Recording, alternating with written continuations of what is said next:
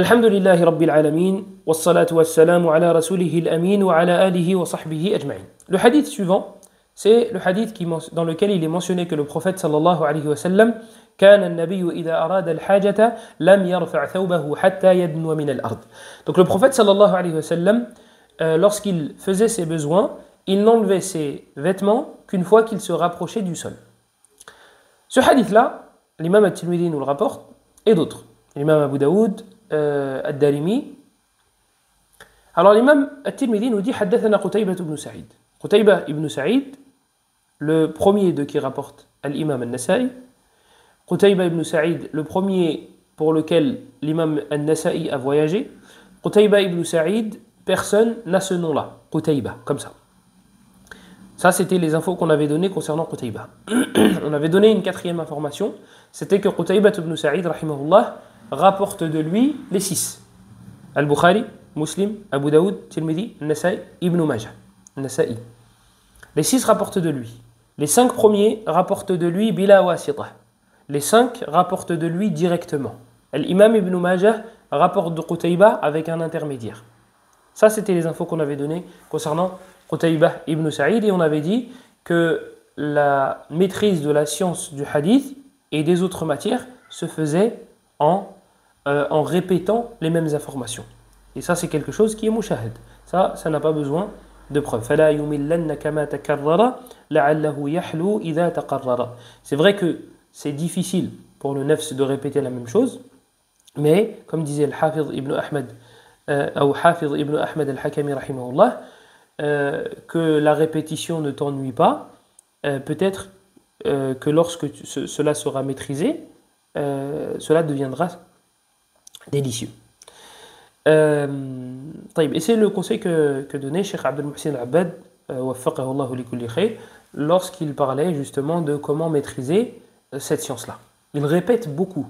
Si vous écoutez ses cours, vu qu'il a expliqué les 6, Bukhari, Muslim, Abu Daoud, Tirmidhi, Nasa'i, Ibn Majah, il a même commencé une deuxième explication. Je me souviens, dans l'explication de Sahih Muslim, il a dit que c'était comme ça que la science des rijal allait s'enraciner. Il répète beaucoup. Il va te dire l'A'mash, on sait c'est qui l'A'mash, c'est mon cheikh. Non. Il va redire Abu Muhammad Sulaiman ibn Mihran al-A'mash. Voilà, il va te dire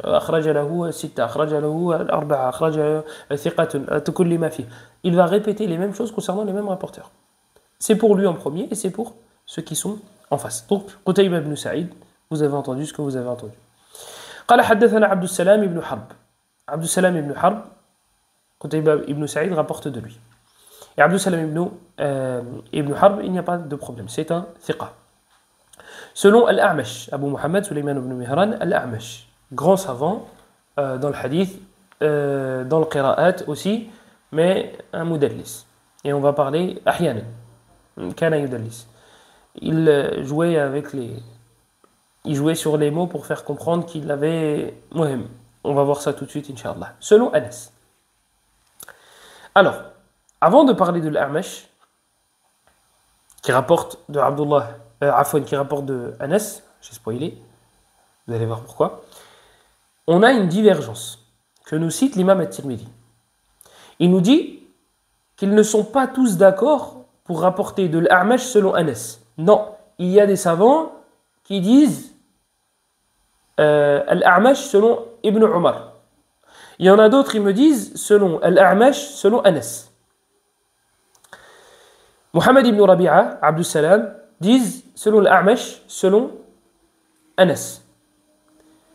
Waki' ibn al-Jarrah me dit selon Al-A'mash selon Abdullah ibn Umar. Il faut savoir que Waki' ibn al-Jarrah, premièrement, il est plus fort que Muhammad ibn Rabi'a, premièrement. Et deuxièmement, Waki' ibn al-Jarrah connaît bien les ahadiths de l'A'mash. Il connaît bien, et on avait vu précédemment qu'il était très important de connaître les élèves les plus rapprochés. Parce que justement, ça va me servir dans le tarjih. Ça va me servir lorsque tel a dit que le cheikh avait dit à droite, et l'autre il me dit, non, j'ai assisté au même cours, mais le cheikh il a dit à gauche. Comment je vais faire pour savoir? Les deux font partie des élèves. Lui, il est resté 15 ans avec le cheikh. Et lui, il est resté 1 an. indicateur qui joue en sa faveur à lui. Taïb, au niveau de la mémorisation, ils sont au même niveau, ils sont au même poids, ils font le même poids. Non, lui, il est meilleur. Ah, bah, deuxième élément.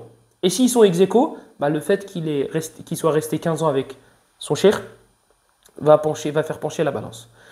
Waki' ibn al-Jarrah connaît bien les hadiths de l'A'mash. Du coup, il est meilleur en termes de mémoire, et en plus de ça, il est resté longtemps avec, et il connaît bien les hadiths de l'A'mash. Il y a des élèves comme ça, qui étaient collés on a vu précédemment avec Sufyan al-Thawri, on a dit que bah, justement, subhanallah, Waki' ibn al-Jarrah était assez proche de Sufyan al-Thawri. Plus fort que lui dans les hadiths de Sufyan al-Thawri, on avait dit Abdurrahman ibn Mahdi, Yahya ibn Sa'id al-Qattan, et d'autres. Il y en a qui étaient très forts aussi, Abdullah ibn Mubarak, et on a aussi Abu Nu'aym. Ça, c'était les rapprochés de Sufyan. Si tu veux savoir, sûr et certain, Sufyan al-Thawri a rapporté ou pas ces hadiths-là de telle manière, tu vas voir ces gens-là. Waki' ibn al-Jarrah, mais il peut se tromper sur les hadiths de Sufyan, même s'il est assez proche. Bah, tu vas voir ceux qui sont encore plus proches de lui. Abdurrahman ibn Mahdi, Yahya ibn Sa'id al-Qattan, et ceux que je vous ai cités, Abdullah ibn al-Mubarak, Abu Nu'aym aussi était connaisseur des hadiths de Sufyan. Là, l'A'mash, on a Waki' qui le connaît assez bien. Mieux que Waki' concernant les hadiths de l'A'mash, Abu Muawiyah al-Darir, Muhammad ibn Khazim. Lui, c'est un spécialiste de l'A'mash, concernant les hadiths de l'A'mash. C'était son élève le plus rapproché. Shu'ba ibn al-Hajjaj, qui lui était un imam, c'est celui qu'on décrivait comme étant imam al-Jarh wa al-Ta'dil, préférait prendre les hadiths d'Abu Muawiyah selon l'A'mash que sa propre personne selon l'A'mash, sachant que sa propre personne est plus costaud qu'Abu Muawiyah al-Darir. Mais le fait que lui, Abu Muawiyah al-Darir, soit proche et spécialiste dans les hadiths de l'A'mash, cela a fait en sorte qu'il préfère prendre ces hadiths à lui lorsqu'il rapporte de l'A'mash. Al-Muhim, on reparlera de Abu Muawiyah, qui est l'élève de l'A'mash, plus tard, Inch'Allah, parce qu'il a pas mal de similitudes avec son cheikh. Al-A'mash, du coup, de qui il rapporte? D'Anas ou de Abdullah ibn Umar? Qui a raison? On a dit, la balance penche pour Waki', sachant qu'il y en a un deuxième qui rapporte la même chose que Waki', Abu Yahya, Abu Yahya, An al-A'mash. Donc, la bonne version, là, on n'a pas encore analysé le contenu, hein. On n'a pas encore fouillé dans chaque rapporteur. Là, on cherche juste à savoir, est-ce que le hadith, c'est Anas qui le rapporte ou Abdullah ibn Umar? C'est tout ce qu'on cherche pour le moment. On a dit, ça penche plus vers Abdullah ibn Umar pour les arguments que vous venez d'entendre. Taïb, c'est un sahabi, pourquoi tu me casses la tête? C'est comme lorsqu'on dit, ah ben le hadith il est faible parce que. Et à la fin on dit, oh mais son sens il est vrai. Bah pourquoi tu me casses la tête? Ah non, je ne peux pas prendre la responsabilité de dire le prophète a dit si le hadith n'est pas authentique. Je peux te dire le sens est vrai, mais je ne peux pas te dire le prophète a dit si la chaîne de transmission n'est pas authentique. Et ça pareil, on va le détailler Inch'Allah en citant des récits des compagnons concernant cela. Comment ils prenaient leurs précautions avant de dire le prophète a dit. Et comment ils réagissaient après avoir dit le prophète a dit. Alors qu'ils ont entendu le prophète dire alayhi as-salatu was-salam. Et Ibn Majah, il a rapporté pas mal de récits là-dessus dans le début de son sunan. Je me perds. L'A'mash, na'am.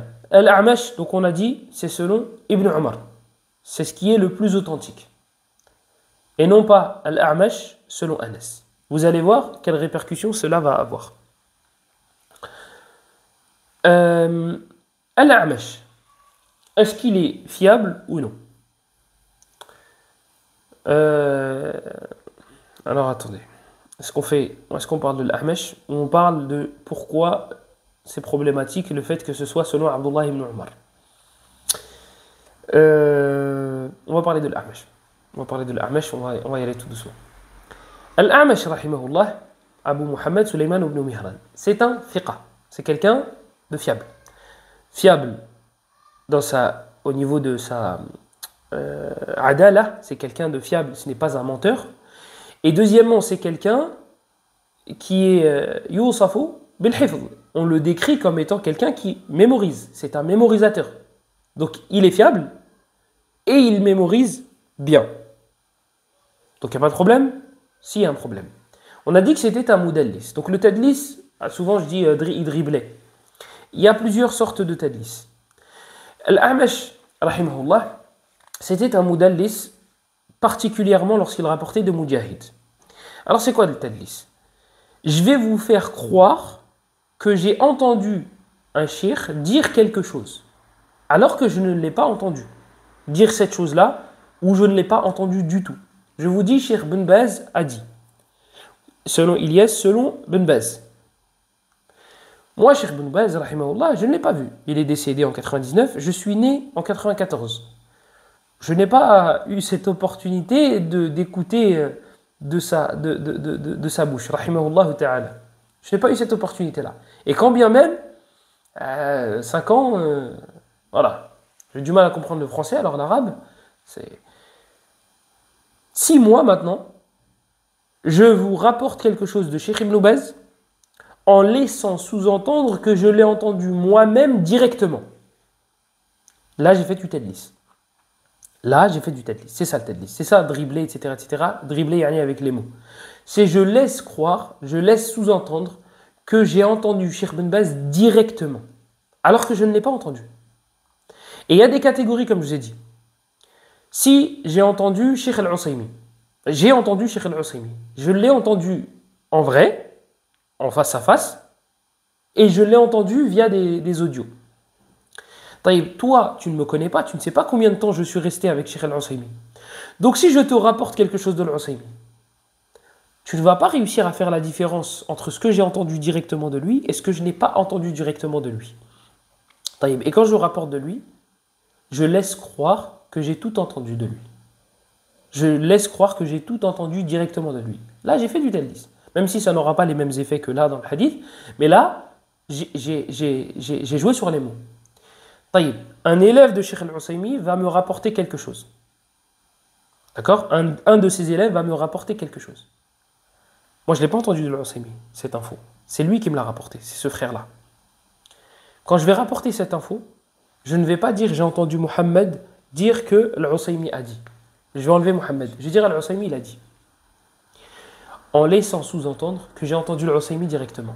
Là, toi, ça va être problématique pour toi. Pourquoi? Parce que tu dis, Ilyas, il a entendu Al-Usaymi directement. Donc, cette info, il l'a entendu directement de lui. Eh ben non. C'est ça, la problématique avec les mudallisun. C'est ça la problématique. C'est que, est-ce qu'il l'a entendu de son cheikh ou pas? On sait que c'est son cheikh. Ça veut dire qu'ils se sont déjà rencontrés. Il a déjà entendu de lui directement. Mais cette info-là qu'il vient de rapporter, est-ce qu'il l'a entendu ou bien il l'a entendu de Mohammed qui rapporte de Al-Usaymi? C'est là que ça va être problématique. Pourquoi? Parce que lui, on ne sait pas s'il est fiable. Moi, on peut fouiller. Al-Usaymi, on peut fouiller. Mais lui, là, on ne peut pas fouiller. On ne sait pas c'est qui puisque je l'ai enlevé. Eh bien, c'est ça le tadlis. Une des catégories du tadlis. C'est que là, si tu me fais tomber un rapporteur mais que tu me le dis pas, bah moi je vais pas pouvoir savoir si l'information est authentique ou non. Je me dis l'A'mash selon Ibn Umar. D'accord, l'A'mash il n'y a pas de problème. Ibn Umar il n'y a pas de problème. Mais peut-être qu'il a fait tomber quelqu'un là, entre lui et Ibn Umar. Peut-être qu'il a fait tomber quelqu'un. Ce quelqu'un, est-ce qu'il est fiable ou pas? Voilà, bah là c'est point d'interrogation. C'est ça le problème avec les savants, avec les rapporteurs qui font du tadlis, qui jouent sur les mots. C'est qu'ils font tomber des rapporteurs, mais on ne sait pas s'ils sont fiables ou pas.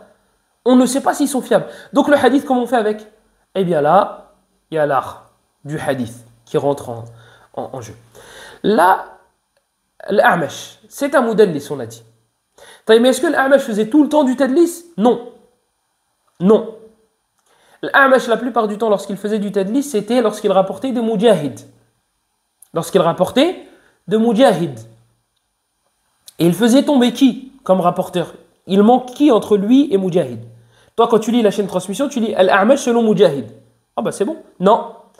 L'A'mash, il a fait tomber il a sûrement fait tomber quelqu'un. Et la problématique, c'est qui ce quelqu'un? Comme on l'a dit précédemment. Et bien ce quelqu'un, c'est soit Abu Yahya al-Qattat, soit Layth ibn Abi Sulaym. Ça, c'est lorsque l'A'mash rapporte de Mujahid. Et ça, c'est les spécialistes du hadith qui nous le disent. Et Abu Yahya al-Qattat, layyin al-hadith, il est faible dans le hadith. Ismuhu Amr wa qila ghayru dhalik. Certains savants disent que son nom c'est Amr, d'autres ils disent que ce n'est pas Amr, ils divergent sur son nom. Abu Yahya al-Qattat, muhim. Layyin al-hadith. Et on en a un deuxième qui est peut-être le rapporteur que l'A'mash a fait tomber lorsqu'il rapporte de Mujahid, c'est Layth ibn Abi Sulaym. Et Layth ibn Abi Sulaym, il est faible aussi. Encore plus à la fin de sa vie. Il l'était encore plus à la fin de sa vie. Taïb.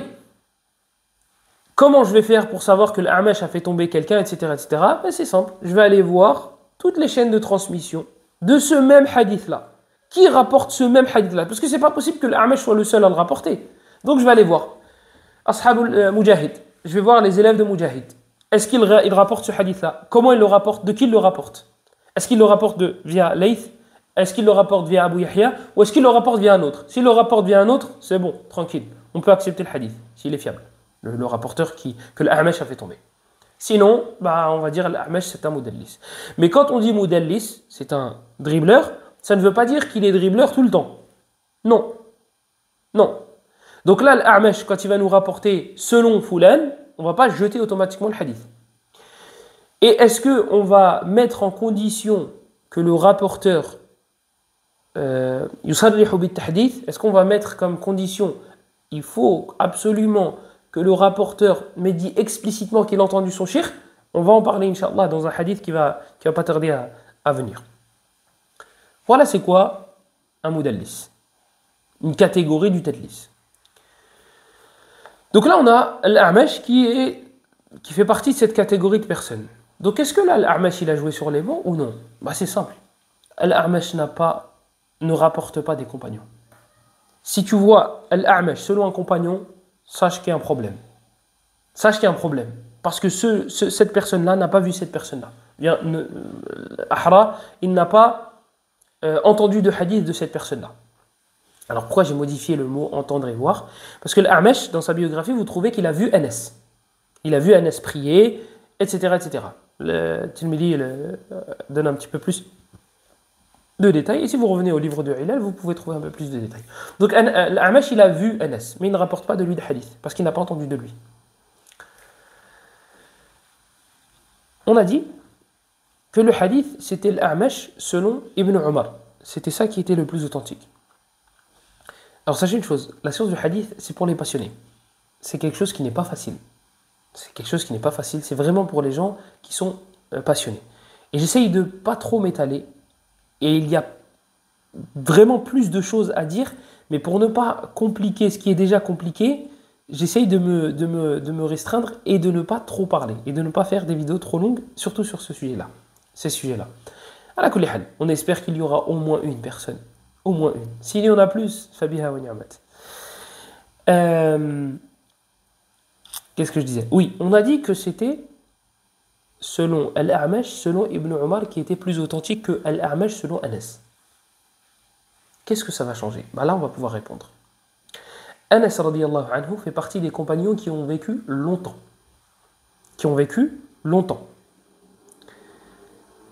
Anas ibn Malik. Et c'est le prophète qui avait invoqué pour lui, qui était le Khuwaydimu Rasulillah, sallallahu alayhi wa sallam, qui était le servant du prophète, sallallahu alayhi wa sallam, durant 9 ans, et dans d'autres versions, durant 10 ans. Le prophète a invoqué en sa faveur, puisque c'était la mère d'Anas qui lui avait demandé cela. Donc Anas, ta'akharat wafatuhu. Il est mort longtemps après la mort du prophète, sallallahu alayhi wa sallam, sachant qu'il était très jeune durant le vivant du prophète, sallallahu alayhi wa sallam. Donc si c'était l'A'mash selon Anas, ça aurait été moins faible que l'A'mash selon Ibn Umar. Pourquoi? Parce que Anas a vécu longtemps. L'A'mash a vu Anas, selon certaines versions. Donc l'A'mash est plus susceptible d'entendre quelque chose de Anas que de Abdullah ibn Umar qui est mort avant. S'il y avait possibilité, si c'était possible qu'il ait entendu l'A'mash d'un des deux compagnons, ça aurait été Anas, pas Ibn Umar, parce que Anas a vécu plus longtemps. Et Anas, en plus, a été vu par l'A'mash. Là, le fait que ce soit Abdullah ibn Umar, c'est encore plus encore plus fort dans le fait que ce hadith-là n'est pas authentique et dans le fait que l'A'mash n'a pas entendu Abdullah ibn Umar. Même si ça avait été Anas, ça aurait été problématique aussi, mais là, ça l'est encore plus. Je m'arrête là. Concernant ce point-là. Un autre point. L'imam al-Tirmidhi, rahimahullah ta'ala, nous dit « Wa kilal hadithayn mursal » lorsqu'il nous parle des deux, donc, selon Ibn Umar ou selon Anas. Il dit de toute façon, quelle que soit la chaîne de transmission, que ça remonte jusqu'à Anas, ou bien Abdullah ibn Umar, qala kilahuma mursal. Il a dit dans les deux cas, c'est mursal. Dans les deux cas, c'est mursal. Ça veut dire quoi, mursal? Mursal, on a le Bayquni, rahimahullah, la fameuse poésie, le fameux poème que les étudiants étudient, bref, j'ai pas d'inspiration aujourd'hui, dans lequel il dit wa mursalun minhu as-sahabiyyu saqat wa qul gharibun ma rawa rawin faqat. Donc il nous dit le mursal, c'est lorsque le compagnon tombe dans la chaîne de transmission. On n'a pas le compagnon. Sauf que le mursal, c'est pas vraiment ça. C'est pas vraiment ça. Pourquoi? Parce que si dans la chaîne de transmission, on sait que c'est un compagnon qui manque, le hadith est authentique. Le hadith est authentique. Si on sait que c'est un compagnon qui manque, la problématique c'est que on ne sait pas il y a qui dans le trou là. Al-A'mash selon Bip, selon le compagnon. Donc le mursal là, c'est pas lui qui manque, c'est pas le compagnon. C'est pas lui le problème. C'est là, juste avant le compagnon. Parce que si tu me dis il manque le compagnon dans le hadith, il n'y a pas de problème. Si je sais que c'est un compagnon, il n'y a pas de problème. Parce que tous les compagnons sont fiables. Donc la définition de l'Bayquni, rahimahullah ta'ala, on ne va pas la prendre en considération. Voilà, il faut faire attention aux ibarat, aux mots, aux expressions, aux termes qu'on utilise et qu'on emploie lorsque on n'est pas d'accord avec, lorsqu'on n'est pas convaincu par l'avis d'un savant. Quand je dis lorsqu'on n'est pas convaincu par l'avis d'un savant, c'est pas Ilyes contre Al-Bayquni, bien évidemment, on est d'accord là-dessus. Donc, la définition de Al-Bayquni, on a dit qu'elle laissait qu'on n'allait pas la prendre en considération. Donc c'est quoi? Al-Mursal. Pourquoi l'imam al-Tirmidhi nous dit, quelle que soit la chaîne de transmission du hadith, ça remonte jusqu'à Ibn Umar ou bien jusqu'à Anas, c'est Mursal. Qu'est-ce que ça veut dire? Alors là, on a les mutaqaddimoun et les mutaakhirun. On a les contemporains. Et quand je dis contemporains, je ne parle pas de Cheikh Al-Albani, Cheikh Muqbil, Cheikh Ahmed Shakir et Muallimi. Non. Rahmatullahi alayhim jami'an. Quand les savants emploient ce terme-là, mutaakhirun, ils parlent aussi d'Ibn Salah, ils parlent d'Ibn Hajar, ils parlent de Suyuti, ils parlent de Al-Iraqi, etc., etc. Ce n'est pas propre à nos savants contemporains. On a une divergence entre les mutaqaddimoun et on a des divergences entre le mutaqaddimoun et le mutaakhirun. On a quelques divergences et on aura l'occasion, Inch'Allah, d'en parler. Et là, on remarque que la plupart du temps, le terme mursal, lorsqu'il est employé par les mutaqaddimoun, par les anciens, donc Shu'bah, Ahmed, Al-Bukhari, Tirmidhi, Abu Hatim, Abu Zur'a, etc., lorsqu'ils emploient le terme mursal, en général, ils veulent dire qu'il y a une cassure, une coupure dans la chaîne de transmission. Les mutaakhirun, ceux qui sont venus après, bien après, donc on a dit Ibn Salah, etc., rahmatullahi alayhim jami'an, eux, lorsqu'ils emploient le terme mursal, pareil en général, il peut y avoir des exceptions, ma adafahu at-tabi'i ila an-nabi sallallahu alayhi wa sallam. Voilà ce qu'ils visent. C'est ce que le tabi'i va attribuer au prophète sallallahu alayhi wa sallam. Donc le tabi'i, on a dit, c'est celui qui a rencontré un des compagnons du prophète sallallahu alayhi wa sallam en étant croyant et qui est mort dessus. C'est d'eux dont on parle. Un tabi'i qui va dire le prophète a dit. Donc là, il manque une génération. Lorsqu'un tabi'i va me dire le prophète a dit, ça s'appelle mursal chez les savants, chez certains savants. Chez les anciens, Tirmidhi, on a dit, et d'autres, mursal, c'est le munqati'. Le mursal, c'est lorsqu'il y a une coupure. Ce n'est pas propre à cette coupure-là qui a été restreinte par les muta'akhirun, na'am. Par une partie du moins. Et c'est pour cela que l'imam Abu Daoud, par exemple, que l'imam Ibn Abi Hatim, par exemple, ils ont des livres qui s'appellent Al-Marasil. Donc Al-Marasil, c'est le pluriel de Mursal. Et c'est des hadiths qu'ils ont cités dedans, dans leurs livres respectifs, qui ont des coupures dans les chaînes de transmission et qui ne sont pas propres aux coupures qu'il y a entre les compagnons, entre les tabi'in et le prophète, sallallahu alayhi wa alihi wa sallam. D'où l'importance de connaître les termes employés par les savants. Toi, tu vas voir Mursal, tu vas dire, ah, bah, ça veut dire ce que j'ai vu dans le dars de Bayquniya. Non, pas forcément. Pas forcément. Et vous savez ça, le fait de filtrer,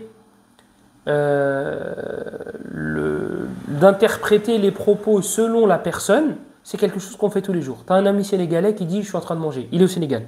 Dans ta tête, tu vas te dire, l'image que tu vas avoir, directement, c'est ton pote est en train de manger des sushis? Non. Parce que c'est un Sénégalais, il est au Sénégal, c'est pas le plat préféré des Sénégalais, je pense. Pareil, tu as un ami japonais qui t'appelle du Japon et qui te dit, je suis en train de manger.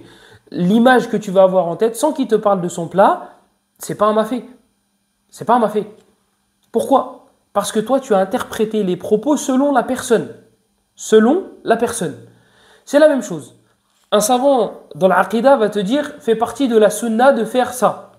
Un savant dans le fiqh va te dire, fait partie de la sunna du prophète de faire ça. Alayhi salatu wassalam.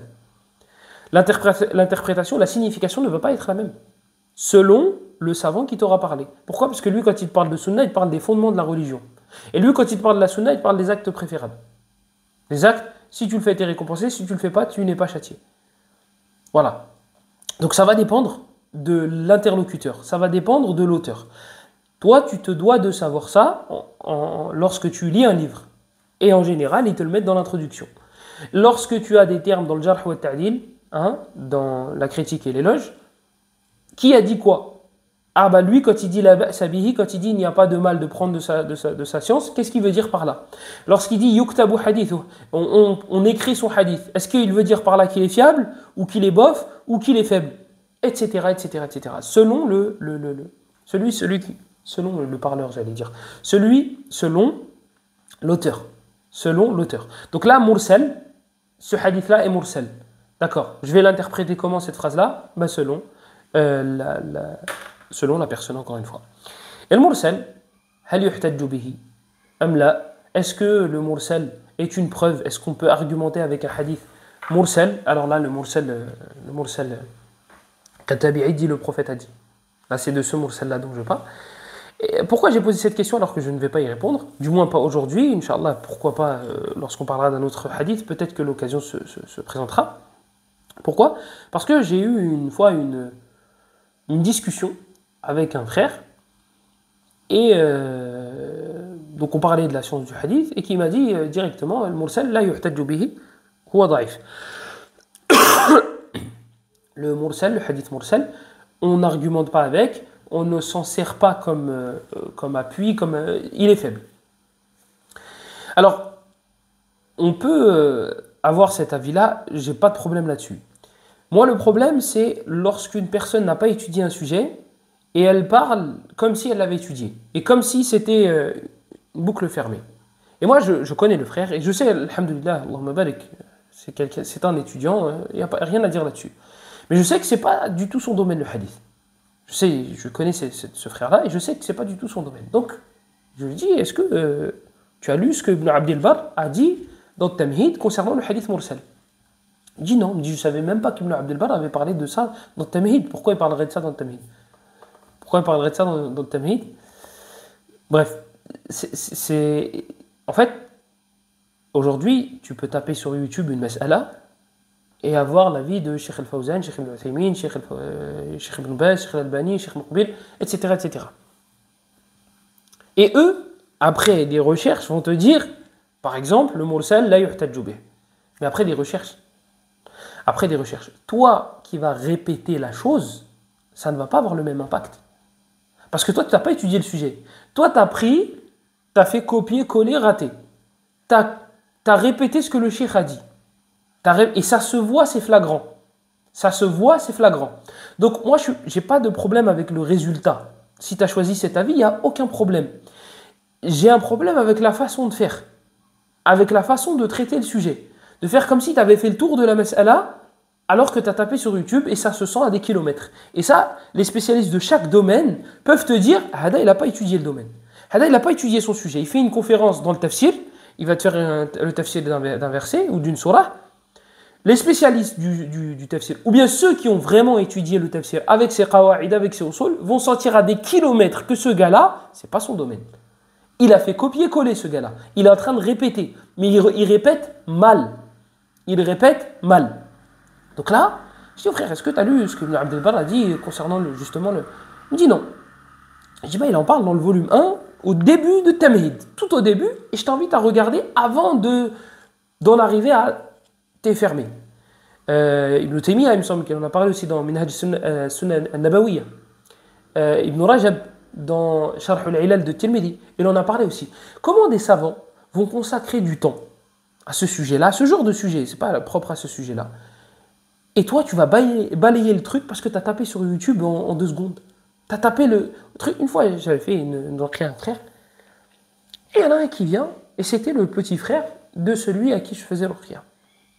Il est arrivé à la fin de la bataille, et moi j'allais pour sortir, il me dit, oh, mais moi aussi il faut que tu me fasses l'ruqya. Je lui dis, Ri, t'es arrivé en retard, il n'y a pas de...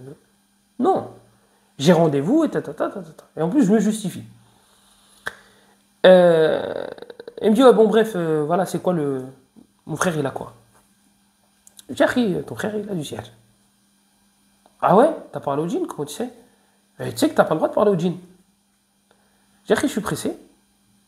Et t'as pas le droit de parler au djinn, c'est que jumlatan wa tafsilan, sans détail, sans exception, sans qawlan wahida, il n'y a pas de... Il me dit non, les savants ils ont dit que c'est interdit. J'ai dit, t'as tapé sur YouTube en venant, et t'as vu que Cheikh Foulen a dit que c'était interdit, moi je vais te dire, Cheikh Foulen a dit que c'était autorisé. Et là, et je lui ai dit un cheikh qui a dit que c'était autorisé. Et là, lui il n'a même pas assisté à la scène. Il sait même pas si j'ai parlé ou j'ai pas parlé. Il sait même pas. Mais il est arrivé à la conclusion que j'avais parlé, et donc du coup c'est interdit parce que Cheikh Foulen a dit. Mais après, ça se voit à des kilomètres que tu n'as pas étudié le sujet. Ça se sent à des kilomètres. Ça se sent à des kilomètres. Donc je lui dis, et je lui ai dit le nom du cheikh qui interdisait cela. Et le nom du cheikh qu'il a trouvé sur YouTube. Je lui dis, sache que Cheikh Foulen a dit que c'était autorisé. Et avant lui, Cheikh Foulen a dit que c'était autorisé, et avant lui, l'imam Foulen a dit que c'était autorisé. Bien sûr, ça a des qouyoud, ça a des conditions, et ça a des... est-ce que c'est ala al-itlaq comme ça? On a le droit de parler au djinn, on peut lui raconter, hier j'ai pris un café, un chocolat au lait, tu sais c'est quoi un chocolat au lait? Ça ressemble à... Ça a besoin de détails. Mais le muhim là, c'était pas mon but du hiwar, c'était pas mon but de la discussion. Tout comme je vous ai dit, le hadith mursal, il est faible, on n'argumente pas avec. Ça se trouve, je suis d'accord avec lui. Mon problème, il est dans la façon de faire. Comment tu es arrivé à ce résultat-là? Comment tu peux balayer de... Bref. Et ça, c'est dû aux amateurs du domaine. Tape comme ça sur Internet. Même une fois, en Umrah, pareil, c'était un frère qui n'avait pas l'arabe, qui venait de se ranger. Un frère, un mec de cité, il me dit, oui, celui qui délaisse sa prière, il est kafir. Je regarde, je suis hanbali. Pour moi, celui qui délaisse la salat, takasulan, wala ou takasulan, il est kafir. Mais j'étais étonné de la jur'a, j'étais étonné de l'audace, de comment il a présenté le truc. Et je regarde, je dis, tu peux pas fermer la porte comme ça d'un coup et dire, celui qui dit les preuves sont claires, etc., etc. Je dis, quelle preuve? Quelle preuve? Et on a commencé à discuter, etc., etc. Shahid, c'est quoi? Il ne faut pas qu'on s'avance trop vite, il ne faut pas qu'on se mette en avant trop vite, il ne faut pas qu'on parle de sujets qui nous dépassent. Et j'ai vu Cheikh El-Fawzan, Cheikh Ibn Uthaymin, ils ont dit que c'était haram, et Cheikh Suhaimi aussi, et tu ramènes, tu sais quoi? Tous les savants d'Arabie contemporains. Et tu me dis, ils ont tous dit c'est haram. Ouais, peut-être. Mais peut-être qu'il y a des savants plus savants, peut-être qu'il y a des savants plus nombreux qui ont dit que c'était halal. Et je pourrais donner des exemples concrets. Mais je pense, wallahu alam, que ça ne fait pas partie de la maslaha de sortir ce genre de sujet. Les savants d'Arabie ont dit à droite, par exemple, contemporains, pas les savants d'Arabie depuis le début de l'islam. Et d'autres, et la majorité, a dit non, c'est pas comme ça. Donc, Tu veux prendre les avis de Cheikh Ben Baz, de Cheikh Ibn Uthaymin, de Cheikh Al-Fawzan, il n'y a aucun problème là-dessus. Mais attention, ne t'improvise pas spécialiste.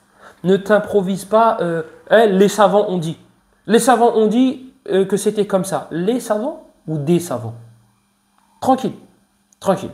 Toi, tu es encore dans la phase d'apprentissage. Tu es encore dans la phase d'apprentissage, donc ne va pas t'avancer trop vite. Et on a vu des frères comme ça, ils se sont retrouvés face à des personnes plus compétentes. Et ils ont se sont retrouvés dans une position gênante. Ah ouais, bah, je savais pas que Cheikh Al-Albani n'était pas d'accord. Ça, c'est si on parle que de contemporains. Si on parle des anciens, ah ben je ne savais pas que les 4 écoles étaient d'accord sur tel sujet. Moi, comme je vous ai dit, c'est pas de la maslaha, je pense, wallahu a'lam, de citer des exemples. Wallahu a'lam wa sallallahu wa sallam wa barak ala nabiyyina Muhammadin wa ala alihi wa sahbihi ajma'in walhamdulillahi rabbil